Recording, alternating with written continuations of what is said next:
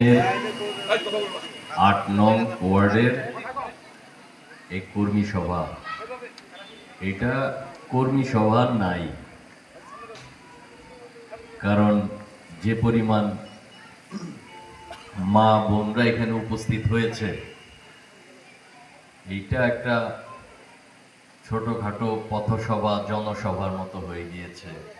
যারা উপস্থিত হয়েছে, আজকে সভাপতি জহুরুল ভাই উপস্থিত, অনেক গুরুত্বপূর্ণ নেতৃবৃন্দ এখানে উপস্থিত আছেন। কেউ কথা না বললে ভালো হয়।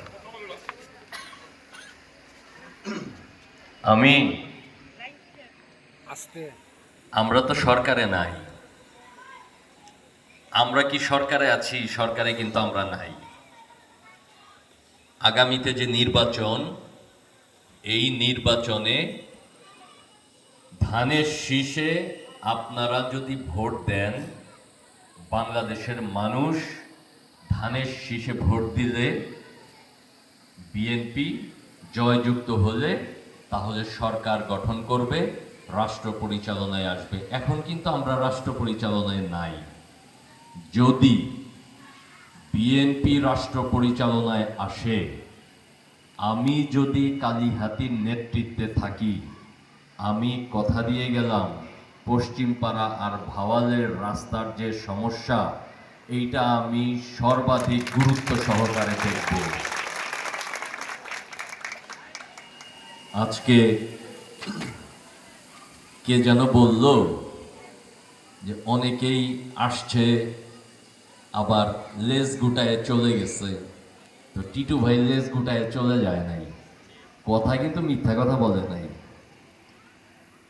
আমাকেও চেষ্টা করছে গত সরকারের সময়, আমাকে যখন আমার দলের থেকে, বিএনপি থেকে আমাদের ভারপ্রাপ্ত চেয়ারম্যান জনাব তারেক রহমান, উনি যখন আমাকে দায়িত্ব দিলেন পুরা ঢাকা বিভাগের এবং কালীহাতির, আমি যখন কালীহাতি আসি, আমার উপরে হামলা করলো, আমার গাড়িটা ভাঙচুর করে দিল কালীহাতি কলেজের সামনে।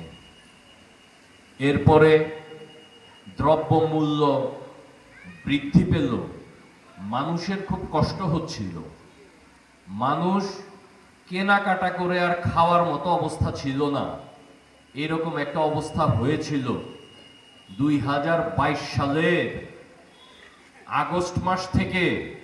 আমরা সেই দ্রব্যমূল্য বৃদ্ধির প্রতিবাদে সারা বাংলাদেশব্যাপী কর্মসূচি দিয়েছিলাম যে দ্রব্যমূল্য নিয়ন্ত্রণে রাখতে হবে। সরকারের বিরুদ্ধে আমরা সোচ্চার হয়েছিলাম, কারণ বিএনপি সবসময় জনগণের জন্য দাঁড়ায়, সাধারণ মানুষের জন্য দাঁড়ায়। আমরা দ্রব্যমূল্য বৃদ্ধির প্রতিবাদে প্রোগ্রাম করতে গেছিলাম চারানে, কোকডোরা ইউনিয়নের চারানে। আমার উপরে